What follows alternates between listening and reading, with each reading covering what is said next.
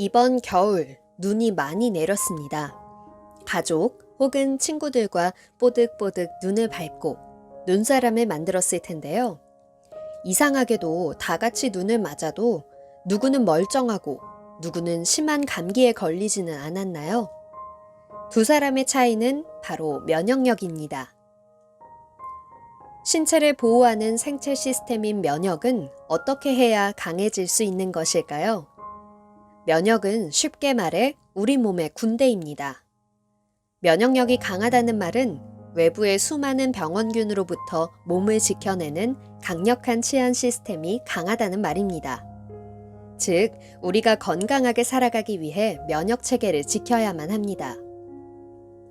장은 단순한 소화기관이 아닌 우리 몸의 최대 면역기관입니다.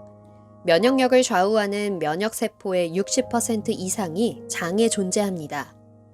면역세포 기능이 활발하면 각종 세균, 바이러스를 효과적으로 물리칠 수 있습니다. 장은 우리 몸을 독소로부터 막는 첫 번째 관문이자 가장 큰 면역기관입니다. 장내에는 100조개의 유익균과 유해균이 끊임없이 싸우면서 균형을 이룹니다. 유익균과 유해균은 8대2 정도가 이상적인 비율이지만 현대인의 식단에는 유익한 세균을 활성화하는 채소와 발효식품이 터무니없이 부족합니다. 더불어 기름진 음식과 가공식품을 더 많이 섭취하죠. 이는 장내의 세균 균형을 쉽게 깨트립니다. 이는 장의 질환뿐만 아니라 고혈압, 당뇨, 동맥경화 등 만성질환과 더불어 치매나 우울증을 발생시킵니다. 현대의 식습관으로 변화한 것은 그리 오래된 일이 아닙니다. 고작 수십여 년 전 우리 조상은 육류와 견과류, 씨앗과 과일을 먹으며 살아왔습니다. 한정된 음식의 종류는 알레르기 반응을 만들어낼 만한 기회가 적었습니다. 현대의 셀 수 없이 많은 가공식품은 장의 소화기능 문제나 장 점막의 손상을 일으킵니다. 이는 완전히 분해되지 않은 단백질이 흡수되는 일이 생깁니다. 이로써 자가 면역의 질환이 생길 수 있는데요. 이를 일으키는 대표적 물질이 바로 밀가루 속의 글루텐입니다. 아주 건강한 장을 가졌다면 장내의 세균들이 서로 균형을 이루겠지만 현대의 식습관은 그 균형을 깨고 장 건강을 심각하게 훼손합니다. 이를 방지하기 위해 섬유질이 풍부한 채소를 많이 먹고 비타민 D, 비타민 A, 그리고 셀레늄과 아연이 풍부한 음식을 먹으면서 우리의 장 건강을 지켜야 합니다. 오늘 아침 챙겨 드셨나요? 아니면 아침을 챙겨 드시지 않는 스타일인가요?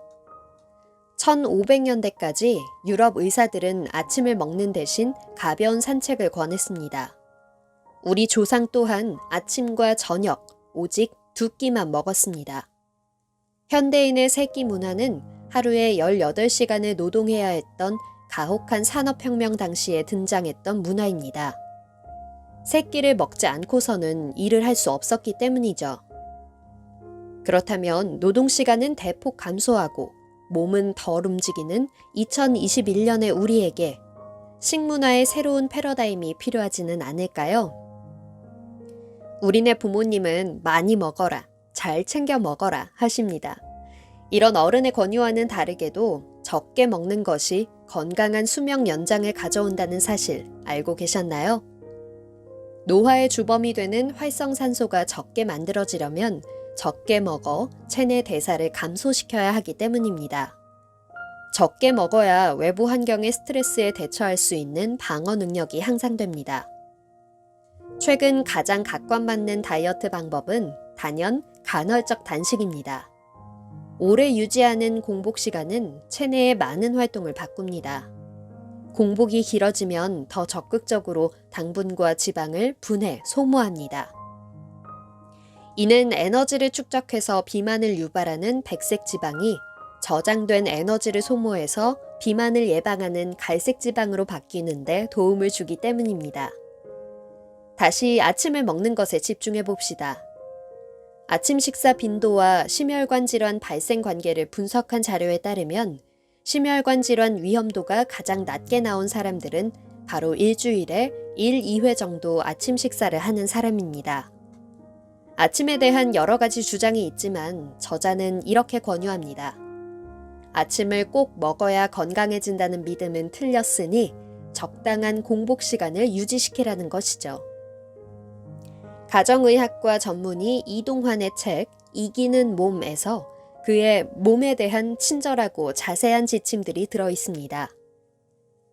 세계적인 토양 오염은 50년대에는 시금치 한 단만큼의 철분과 비타민을 섭취하기 위해 90년대에는 시금치 19단을, 2000년대에는 52단을 먹어야 한다고 합니다.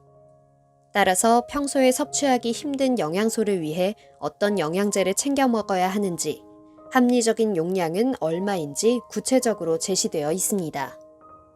건강한 몸을 유지시키기 위한 저자의 오랜 의사 경험과 연구, 그의 비법이 고스란히 담긴 비법서 같은 책입니다. 현대인의 가장 큰 관심사, 건강에 대해 전반적인 연구와 구체적인 방법이 적힌 이 책으로 내일 더 건강해지는 여러분을 응원하겠습니다.